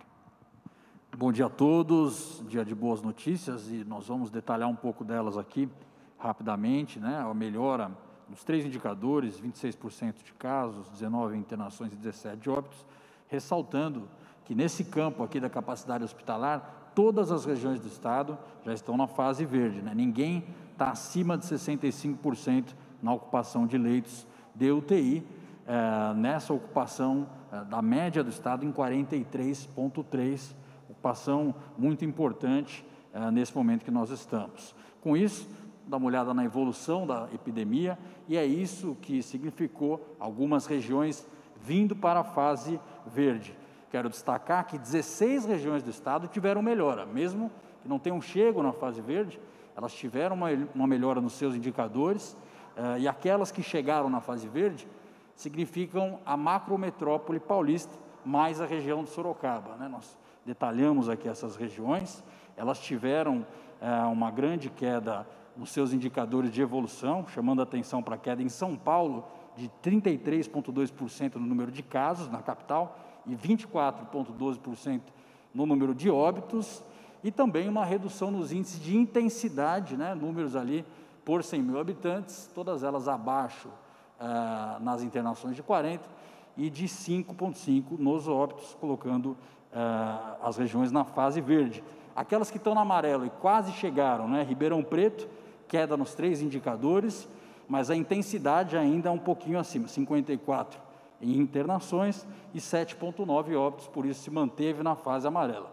São José do Rio Preto, da mesma forma, uma queda nos 3 indicadores, mas ainda 80,2 nas internações por 100 mil habitantes e 12,1 nos óbitos. A região de Barretos, né, que segue agora na fase laranja, teve um aumento no número de internações de 14% e 44% no aumento nos óbitos durante esse período. Portanto, ela vem para a fase laranja, vamos seguir mobilizando todos eles para a gente avançar com a melhora dos indicadores no estado de São Paulo. Seguimos em quarentena, mas com uma melhora significativa nos índices na média do estado de São Paulo, em 16 regiões nesse momento. Muito obrigado, Marco Vignoli. Agora vamos às perguntas. Pela ordem, nós temos a CNN, TV Cultura, a revista internacional China Today, com Alfredo Nastari, correspondente no Brasil, a VTV, o SBT de Santos e Campinas, a Tribuna de Santos, a Rádio Capital, Portal IG, o SBT e a TV Globo, Globo News. Começando então com a CNN, com a jornalista Bruna Macedo. Bruna, boa tarde. Sua pergunta, por favor. Boa tarde, governador. Boa tarde a todos. A minha pergunta é com relação à volta dos eventos. A gente viu aí aqueles que não vão funcionar, como as baladas, os estádios e tudo mais. Eu queria saber existem alguns exemplos que vocês possam dar para a gente, quais deles vão poder retornar e se existe algum limite de público. Por exemplo, se estão liberados eventos com até 2 mil pessoas, por exemplo, público sentado, isso a gente também viu. Uma outra pergunta só, eu queria saber se vocês podem nos dizer nos dar um balanço de como foi a última reunião com o Ministério da Saúde, se teve algum avanço com relação à verba para a aquisição da Coronavac. Obrigada. Obrigado, Bruna. Vamos à sua primeira pergunta sobre eventos. Responde o doutor Medina, se necessário, se o Bruno quiser fazer algum comentário ou indicar alguém para fazê-lo, sobre o tema dos eventos. Medina. Tá, mais uma vez, muito obrigado. Então, esses eventos que a doutora Patrícia mencionou, são aqueles que nós já temos uma definição. Nós estamos começando agora a estudar como vai ser administrado a fase verde e quais as demandas que nós vamos ter que responder especificamente e quais os critérios que nós vamos estabelecer para cada situação. Então, tem esses que a Patrícia mencionou, que são bem definidos, e agora nós vamos analisar evento por evento, situação por situação. Alô, só esclarecer que aqui na cidade de São Paulo, o limite é de 60% da ocupação, também limitado a 600 pessoas. Obrigado. Obrigado, Bruno. Obrigado, Medina. Bruna, ontem houve uma reunião no Ministério da Saúde com o secretário da Saúde do Estado de São Paulo, Jean Gorenstein, o presidente do Instituto Butantan de Mascovas e o nosso secretário de governo em Brasília, Antônio Embaçaí. Uma nova reunião ocorrerá no dia 21 de outubro, com a minha presença em Brasília, com o ministro, as demais pessoas que foram aqui mencionadas, onde pretendemos ter uma posição final e definitiva do Ministério da Saúde em relação aos dois temas, ao investimento na fábrica do Butantan, que já houve uma promessa no valor de 92 milhões de reais do Ministério da Saúde, para a fábrica cujas obras começam agora em novembro, independentemente desses recursos. Nós fizemos captação de 130 milhões de reais no setor privado e, principalmente, sobre a aquisição da vacina. Então, essa reunião do dia 21, que deverá ocorrer pela manhã em Brasília, logo após nós teremos uma posição final e definitiva. Bruno, obrigado pelas perguntas. Vamos agora a Maria Manso, da TV Cultura. Maria. Boa tarde. Pegando o seu gancho, governador, já estão noticiando que o senhor tem se reunido com senadores e com governadores de outros estados, preparando um possível plano B para a vacina, caso o Ministério não feche a compra da Coronavac. Isso é verdade? Vocês realmente já estão preparando um plano B? E uma dúvida sobre a atualização do Plano São Paulo. Eu tinha entendido que se alguma região retrocedesse nos índices, ela iria direto para a fase vermelha. Não existiria mais a fase laranja. Por que Barretos foi para a fase laranja? Por favor. Obrigado, Maria Manso. A primeira pergunta, obviamente, eu mesmo responderei. A segunda, Patrícia Ellen, sobre o Plano São Paulo. Em relação à sua observação de senadores, deputados e também governadores, a minha agenda é uma agenda pública, eu não escondo a agenda. As agendas são publicadas e tenho recebido, sim, visitas de governadores, senadores e deputados com interesse na Coronavac, na vacina do Butantan. A nossa conversa é sempre republicana. Aqui não fazemos conversas políticas, eleitorais ou ideológicas em torno da vacina. Tanto é fato que senadores, deputados e governadores que têm vindo a São Paulo são de vários partidos, de várias tendências, portanto, absolutamente isentos de qualquer viés político, ideológico e eleitoral. Mas todos preocupados porque querem a vacina e sabem que a vacina mais avançada neste momento é a vacina do Butantan, que está nos últimos dias da sua fase de testagem, sem ter nenhum obstáculo, nenhuma contraindicação, nenhum percalço até aqui. E é uma das vacinas consideradas pela Organização Mundial de Saúde como das mais promissoras. A Organização Mundial da Saúde elegeu, ou indicou, ou referendou 8 vacinas como as mais promissoras do mundo. Uma das 8 é a vacina Coronavac, essa vacina do Butantan. Então, nós temos sim, o plano prioritário é seguir com o Ministério da Saúde, dentro do Plano Nacional de Imunização, e que o Ministério da Saúde faça o que sempre fez, a aquisição da vacina e a distribuição nacional da vacina. Aliás, fez isto este ano com 80 milhões de doses da vacina contra a gripe, integralmente produzidas aqui pelo Instituto Butantan em São Paulo, adquiridas pelo Ministério, colocadas no sistema SUS e seguiram o programa de imunização em todo o país, seja em São Paulo e nos outros estados brasileiros e Distrito Federal. Essa é a nossa opção, esse é o nosso desejo, essa é a forma correta, republicana, técnica, ética e correta. E é a que eu desejo e espero que seja seguido pelo Ministério da Saúde. Porém, se houver qualquer viés de ordem política, de ordem eleitoral ou viés ideológico que possa colocar em prejuízo os brasileiros de São Paulo, São Paulo vai adotar a vacina, aprová-la, evidentemente, na Anvisa, e faremos a imunização dos brasileiros de São Paulo, sim. E, obviamente, colocaremos à disposição a vacina do Butantan para que outros estados possam adquiri-la e também imunizarem os brasileiros de outros estados.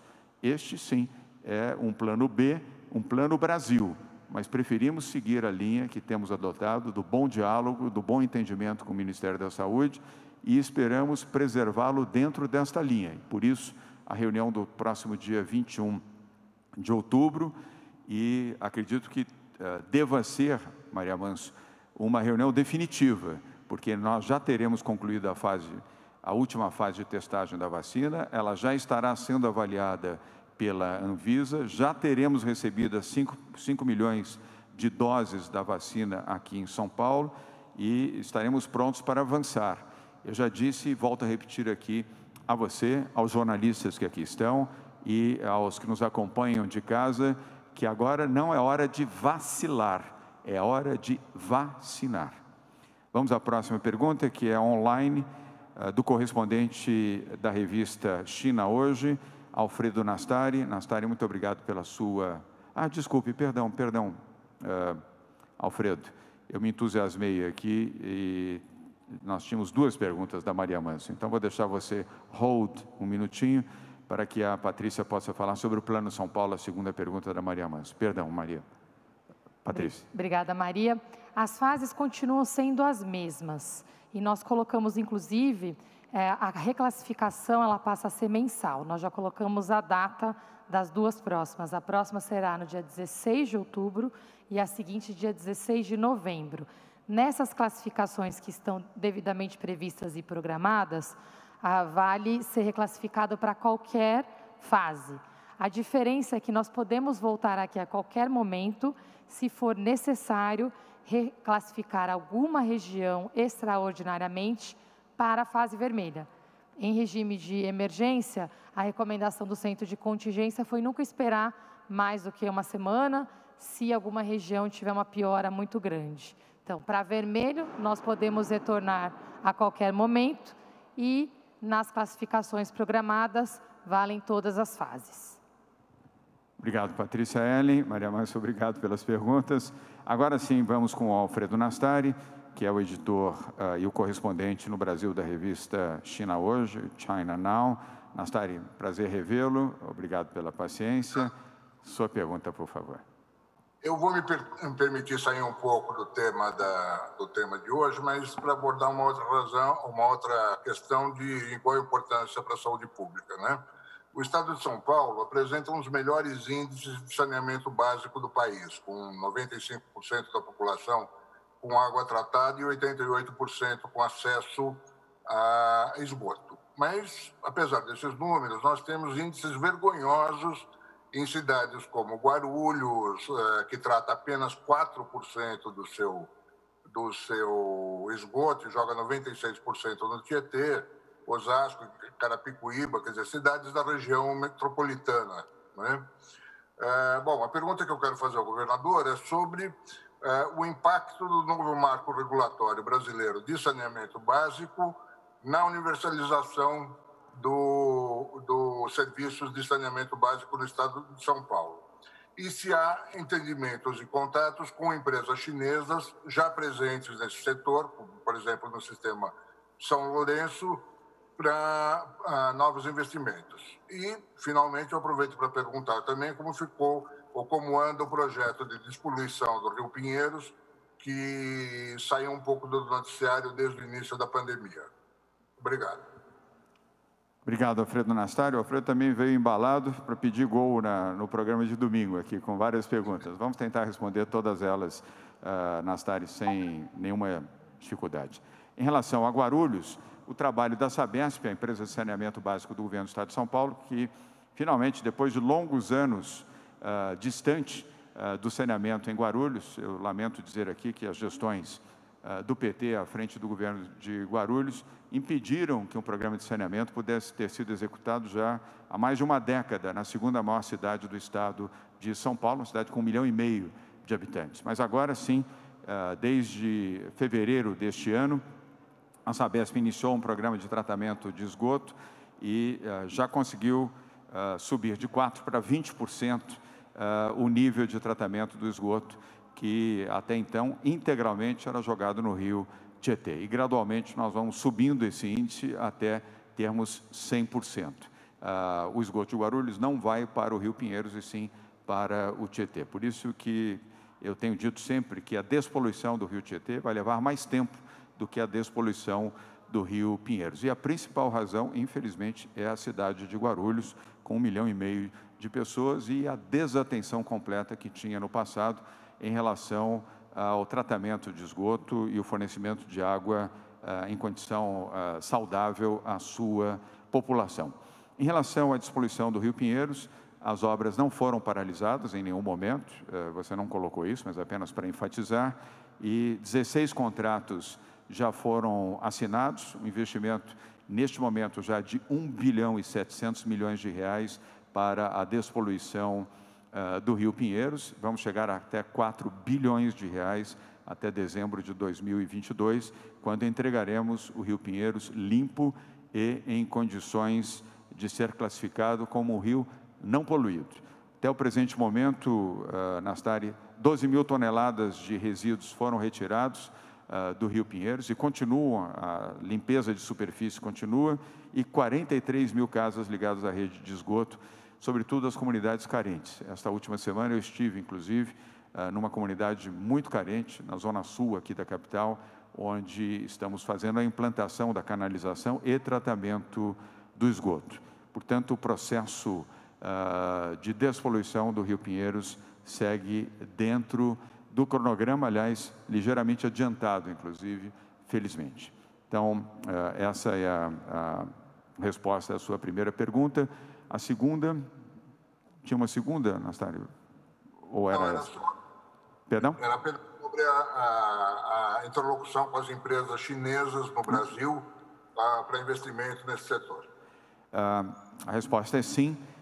Dentro da relação de fornecedores da Sabesp, a Sabesp é a terceira maior empresa de saneamento básico do mundo. Ela tem um controle majoritário do governo do estado de São Paulo, que tem 51% das ações da Sabesp, e as empresas chinesas, sim, que têm tecnologia adequada para o programa tanto do Pinheiros quanto do Tietê, têm sido consultadas pela Sabesp.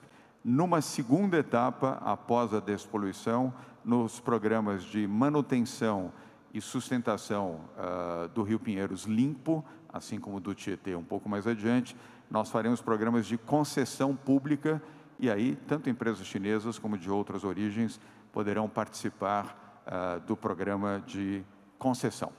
Com isso, respondemos às suas duas perguntas. Alfredo Nastari, obrigado. Continue aqui acompanhando a nossa coletiva. E vamos agora para a Baixada Santista com a VTV, que integra o Sistema Brasileiro de Televisão, com o Peterson Gobet. Gobet, mais uma vez, obrigado. Boa tarde. Sua pergunta, por favor. Obrigado, governador. Boa tarde a todos. Governador, pegando o que o senhor colocou no início da coletiva, lembrando a segunda onda da Covid na Europa por conta do relaxamento da população, nós temos uma situação, de certo modo, parecida na Baixada Santista, que, apesar de ser classificada hoje para a fase verde, nós temos lá uma situação ainda de instabilidade, com a quantidade de casos confirmados e mortes subindo em algumas semanas, depois descendo, em que pesem os indicadores positivos. Eu queria saber do comitê o quanto foi levado em conta nessa reclassificação essa situação de instabilidade que a Baixada ainda apresenta, se essa situação tem relação com as aglomerações vistas nos últimos fins de semana e feriados lá na Baixada, nas praias principalmente, e se essas aglomerações não estivessem ocorrendo, se nós teríamos uma situação mais confortável na região ali do litoral. Obrigado. Boa pergunta, Gobet. Ela é boa e importante e merece um esclarecimento amplo e até alertas também importantes, dado ao fato que estamos à véspera de um feriado prolongado. Eu vou pedir ao Jean Gorenstein, Medina e Gabardo que possam responder na sequência, complementarmente, evidentemente. Jean. Peterson, nós temos que entender que esse plano de flexibilização, ele sempre seguiu metas e regras sanitárias, do distanciamento, que as pessoas evitem aglomeração, o uso de máscaras e a higienização com álcool gel. O fato das pessoas se desprenderem destas normas coloca não só elas e as suas famílias em risco, como o próprio plano regional. Isso nós temos que estar atentos. E essa é uma colocação muito clara do governo do Estado de São Paulo, em nome do governador João Dória, de que, se os índices da saúde revelarem algum risco para a população, retroceder será necessário. Então, estamos atentos. O que permitiu a Baixada Santista a progredir foram os índices da saúde. Mas se em algum momento, assim como a Baixada, qualquer outra cidade do interior, se mostrar ameaçadora para aquela população, há necessidade de retroceder. As pessoas não podem banalizar esses rituais. As pessoas não podem perder o medo que tínhamos no passado. Foi exatamente esse medo que nos escondeu em casa e que nos fez seguir esse regramento sanitário. Muito bem. Medina? Obrigado, Peterson. Então, nós estamos completando quase 6 meses do Plano São Paulo. E, nesse período, o Gabinete de Gestão de Crise, junto com o Comitê de Saúde, conseguiu um balanço apropriado entre a saúde e a liberação com retomada da economia sem perder o controle da pandemia. Então, o número de casos e óbitos ainda está elevado, mas está retrocedendo, e a projeção que vem sendo mostrada para os próximos 15 dias é que nós vamos estar na base dessa projeção. Então, a perspectiva nos próximos dias é apropriada.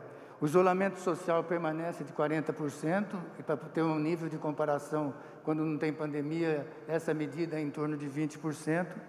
O número de tickets emitidos no comércio e varejo é próximo àquele da pré-pandemia. O ticket médio, o valor do ticket médio está menor, mas o número de tickets é o mesmo. Houve uma recuperação quase completa já da atividade industrial. O fluxo de veículos entre a capital e o interior, que no início da pandemia era de 40%, na maior parte dos grandes eixos, hoje está em 87% a 92%, e 70% das atividades de bar e restaurante já foram recuperadas. É evidente que existem ameaças, e nós estamos tomando cuidado com essas ameaças. Nesse mês, nós temos 2 feriados prolongados seguidos, um no começo do mês que vem. Esses feriados têm características diferentes do feriado de 7 de setembro, porque tem não só o turismo, mas também alguma atividade cultural relacionada ao dia de Nossa Senhora Aparecida, vigília, peregrinação, ao dia da criança e ao dia de finados, que tem uma característica individual que é diferente um pouco da Semana da Pátria. Tem a volta às aulas, tem uma movimentação grande da campanha eleitoral, principalmente com vereadores no interior, e tem um calor intenso que dificulta um pouquinho o uso de máscara. Então, nós estamos monitorando aquilo que está acontecendo no exterior, e nós conclamamos os estabelecimentos para que eles se envolvam de uma forma assim, como se fosse um exército de pessoas solicitando para que todos utilizem a máscara. Eu considero, além do distanciamento social, além do cuidado de higiene, o uso permanente da máscara, algumas vezes, como eu sempre menciono, dentro do domicílio, você gerenciar o risco de contaminação, o risco de propagação da doença e utilizar a máscara sempre que você divisar a possibilidade de contágio. Então, eu conclamo que a população toda, um avise o outro que precisa usar a máscara, que esse é o dado principal que nós utilizamos, que o governador sempre recomenda e que foi descuidado nos países da Europa e em alguns outros países que agora retomaram essa medida como sendo uma das principais medidas para conter a doença. Obrigado, Medina. Gabardo. Matheus, é claro que essas recomendações do secretário Jean, doutor Medina, são o mais importante que a gente pode fazer nesse momento, mostrando à população que nós ainda estamos numa pandemia e que nós temos que ter esses cuidados. Agora, nós precisamos manter a coerência com o plano.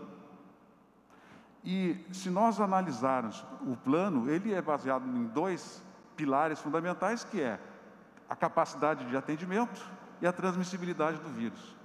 A Baixada Santista é a região que tem a menor ocupação de leitos de UTI no momento.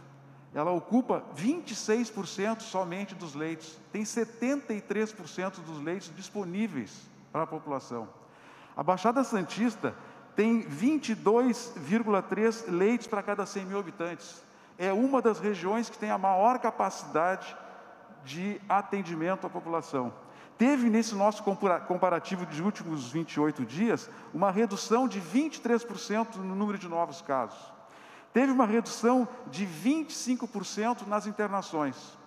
As internações na Baixada Santista estão num nível de 21,6 internações por 100 mil habitantes a cada 14 dias. O nosso limite é 40. Nós estamos considerando com 40 já para ir para a fase verde, já está em 21, a metade. E a Baixada Santista teve uma redução de 15% no número de óbitos nos últimos 28 dias. Então, não é justo que a região, com todos esses indicadores positivos, possa ficar numa outra fase que não seja verde nesse momento. Obrigado, Gabardo. Goberti, obrigado, então, pela pergunta. Agradeço. E vamos agora, ainda falando da Baixada Santista, com a Tribuna de Santos, com o Matheus Miller, que está online conosco neste momento. Vamos colocá-lo aqui em tela. Agora sim, Matheus, prazer em reencontrá-lo. Boa tarde. Sua pergunta, por favor. Boa tarde, governador. Boa tarde a todos presentes e a quem nos assiste. Minha pergunta é um pouco na linha da do Peterson, né? Sobre essa segunda onda que já ocorre na Europa e como as autoridades aqui do estado de São Paulo observam, né? Se a gente corre algum risco de ter essa segunda onda, ainda mais com a proximidade aí da temporada de verão. Muita gente vem à Baixada Santista, né? Turistas, é uma doença itinerante. Você vem para a Baixada, pode não contaminar aqui os moradores da Baixada, mas você pode voltar contaminado. Essa era uma questão, mas eu aproveito, então, já que ele fez essa explanação aí, para perguntar outra coisa, que foi citada até pela secretária Patrícia. Agora, as análises elas ocorrem a cada 28 dias, mas nesse meio tempo, caso se observe a doença ou os índices mudando, né, saindo um pouco da curva, piorando aos poucos, há possibilidade de algumas ações para tentar reduzir ou impedir esse avanço e manter a situação como está atualmente? Obrigado, Matheus. Mesmo já tendo havido a resposta ao Goberti, ao Peterson Goberti, seu colega do SBT da Baixada, eu vou pedir um breve comentário do Gabardo, que foi o último a responder sobre o tema da segunda onda, e na sequência a Patrícia Ellen responde a sua pergunta. Gabardo. Sim, com certeza isto continua dentro dos planos, continua sendo monitorado diariamente, e sempre que ocorrer uma mudança nesses indicadores que apontar para algum risco, a qualquer momento, não se espera o prazo de 30 dias para ser feita uma nova reavaliação, uma nova reclassificação, a região pode sofrer o retrocesso para a fase vermelha, se for necessário.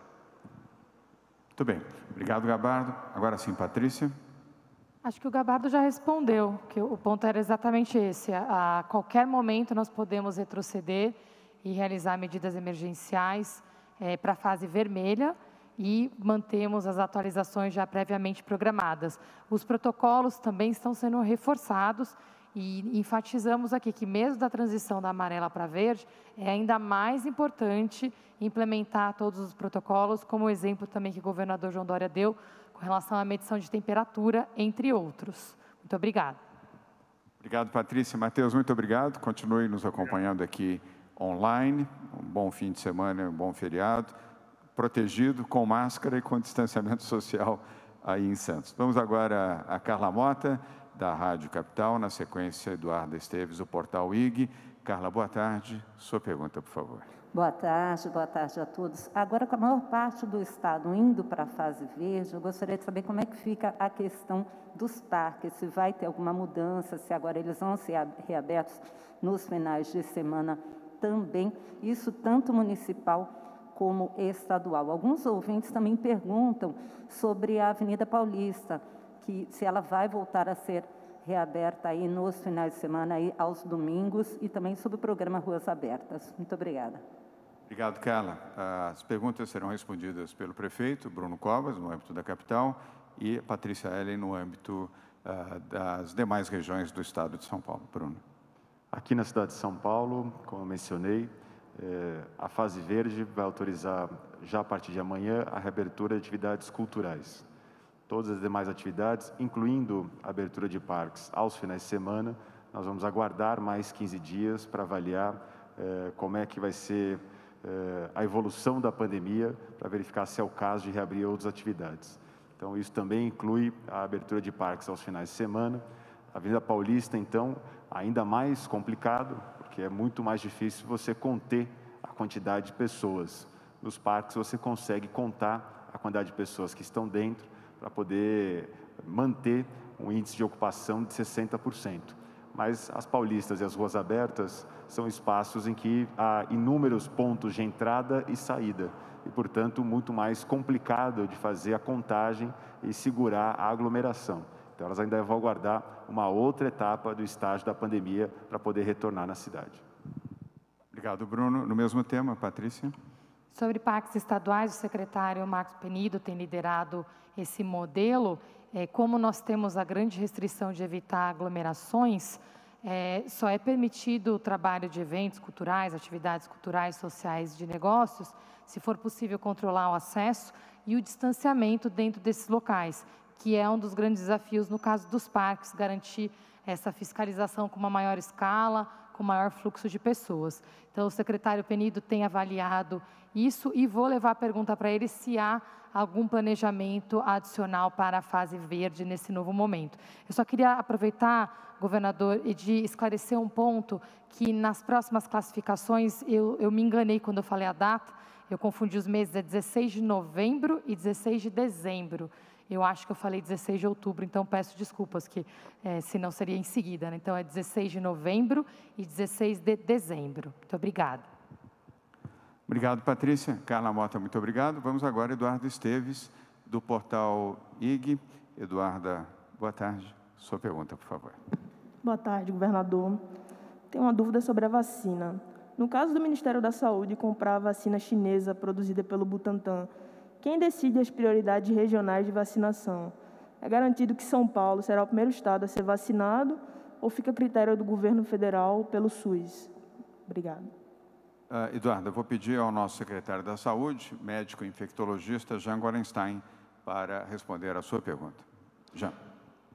Eduarda, quando existe a aquisição das vacinas pelo Ministério da Saúde, elas são inseridas no Programa Nacional de Imunização e distribuídas para todo o Brasil pelo Sistema Único de Saúde. Isso é muito importante, porque nós precisamos socializar a vacina. As pessoas do Brasil, nas áreas mais remotas, têm direito a receber essas vacinas. Então, mesmo a vacina do Butantan, que é adquirida pelo Ministério da Saúde, será distribuída de forma republicana e democrática para todo o Brasil, indistintamente. Obrigado, Jean. Eduardo, obrigado. Apenas para complementar, este é o nosso desejo, é por isso que nós estamos trabalhando e lutando junto ao Ministério da Saúde para que a vacina do Butantan seja uma vacina nacionalizada e não apenas regionalizada. Aqui em São Paulo, eu já disse e volto a repetir, nós garantimos a vacina para os 45 milhões de brasileiros que estão em São Paulo. O que nós desejamos é que a vacina, esta e outras, possam chegar ao mesmo tempo a todos os brasileiros. E é esse o esforço que nós estamos fazendo junto ao Ministério da Saúde e será o objeto principal desta reunião do próximo dia 21 de outubro em Brasília. Vamos agora à penúltima intervenção, que é do SBT, com José Luiz Filho. José Luiz, prazer em reencontrá-lo aqui. Boa tarde.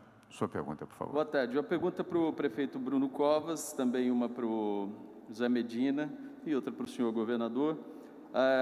Prefeito, o senhor apresentou o plano para a retomada das atividades culturais em caso de progressão para a fase verde no fim de setembro.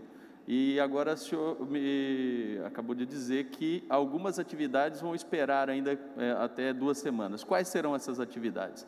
Para o Zé Medina, essa mudança na comparação de 28 dias, na comparação dos indicadores para 28 dias, também vai definir as médias móveis. As médias móveis serão definidas a partir, as médias móveis de mortes, de internações, vão ser definidas a partir desses dados.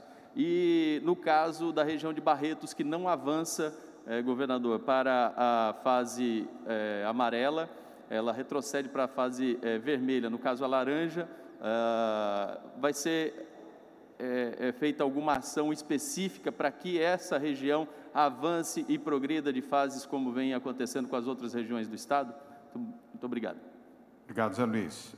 Bruno Covas começa a responder, na sequência Medina, e depois vamos à sua última pergunta. Bruno? Os parques aos finais de semana, como eu já havia comentado, atividades esportivas coletivas, que também ainda estão restritas e que passam a ser liberadas na fase verde, então nós também vamos aguardar um pouco para poder verificar o andamento da pandemia, todas as ações que não estão hoje na fase amarela. Obrigado, Bruno. Medina ou Gabardo? Gabardo. José Luiz, não, independente da questão da reclassificação ser a cada 28 dias, as médias móveis continuarão sendo feitas a cada 7 dias. Né? O ideal deve ser feito diariamente, mas em função dos finais de semana e pela oscilação que nós temos, é mais adequado fazer a avaliação na média móvel de 7 dias. Então, isso se mantém. Muito bem. Zé Luiz, com relação a Barretos, vou pedir para o nosso secretário de Desenvolvimento Regional, que inclusive acompanha o desenvolvimento de todos os procedimentos no interior, região metropolitana e litoral, e também participa das reuniões do Conselho Municipalista, onde os prefeitos que lideram os consórcios das regiões fazem parte. Mignoli. Boa tarde, José Luiz. Nós vamos intensificar o programa de rastreamento de contatos na região de Barretos, mobilizando os gestores municipais, as vigilâncias, toda a equipe, para que a gente possa reduzir essas taxas de internação e também de óbitos. Eu ressalto aqui que a capacidade hospitalar da região, os leitos instalados, eles estão de acordo com o Plano São Paulo, 60,5. Nós temos que trabalhar a redução dessa evolução da pandemia e o sistema de rastreamento de contatos é que vai melhorar esses índices. Obrigado, Vignoli. Zé Luiz, muito obrigado pelas perguntas. Agora sim, vamos à última pergunta com a jornalista Beth Pacheco, da TV Globo News. Beth, prazer tê-la aqui de volta, a nossa coletiva. Se quiser ajustar o microfone um pouquinho, fica à vontade. Oi, tem alguém para ajudar ali? Pronto, agora sim. Beth, boa tarde. Sua pergunta, por favor. Mudança, no plano de flexibilização, muito simples. Se não houvesse essa reclassificação, a cidade de São Paulo passaria para a fase verde e regiões como a Baixada Santista também, Piracicaba? Eu vou pedir a Patrícia Ellen, que é a nossa secretária. Eu achei que a Beth vinha com uma bateria de perguntas aqui. Já estava até preparado aqui para atender 2, 3 perguntas, mas vamos pedir a Patrícia para responder, se necessário, com comentário do Dr. José Medina, coordenador do Centro de Contingência do Covid-19. Patrícia. Estou pegando aqui os dados como seriam com a classificação anterior, Beth. Nos exemplos que você perguntou sobre a capital e a Baixada, sim. A capital tem um detalhe a mais que o Dr. Medina mencionou, que foi feito um estudo nesses últimos meses para entender as internações que vinham de outros locais, porque a capital e algumas outras cidades da região metropolitana, principalmente as cidades sede de regiões metropolitanas, acabam recebendo muitas internações de municípios vizinhos. E o que nós vimos na região metropolitana, se nós fizéssemos essa correção, que seria o correto, a capital iria para o verde, sim, mas a gente teria que fazer a correção na região inteira, porque essas internações têm que ser computadas em algum lugar. E num estudo mais detalhado epidemiológico do Centro de Contingência, o que eles determinaram que faz mais sentido é voltar a olhar a região como um todo, porque a separação, só para lembrar, ela foi realizada porque a gente tinha um desafio na ocupação dos leitos. Mas sempre dissemos que, pelo ponto de vista de fluxo da pandemia, do vírus, como ele circula, fazia mais sentido o olhar para a região metropolitana como um todo. Mas esses 2 exemplos iriam para o verde, considerando essa correção da capital e considerando na Baixada Santista os indicadores da região. Obrigado, Patrícia. Medina? Gabardo, algum comentário? Jean Gorenstein? Ninguém quer falar com você, Beth Pacheco, você vê? Que tristeza. Eu falo com você, te cumprimento, e eu sei que você está feliz com a volta de várias atividades culturais aqui na capital e no estado de São Paulo também. Então, me solidarizo aqui com você. Bem, a todos que participaram aqui da nossa coletiva de imprensa de hoje, estaremos de volta na próxima quarta-feira. Segunda-feira não teremos coletiva, é feriado. E, em função do feriado, eu volto a repetir e fazer um apelo a você que está nos assistindo ao vivo pela TV Cultura em todo o estado de São Paulo. Por favor, use máscara. Por favor, proteja a sua vida, a vida da sua família, dos seus amigos, dos seus vizinhos. Não saia de casa, em hipótese nenhuma, sem usar a sua máscara. E faça, na medida do possível, o distanciamento social de 1,5 metro em relação a uma ou outras pessoas. Leve o seu tubinho de álcool gel com você, no seu bolso, na sua bolsa, para que você possa usá-lo constantemente. Se proteja, faça a sua oração, esse é o seu campo de proteção. A vacina vem aí e com a vacina tudo vai mudar. Muito obrigado a todos, bom final de semana prolongado. Obrigado.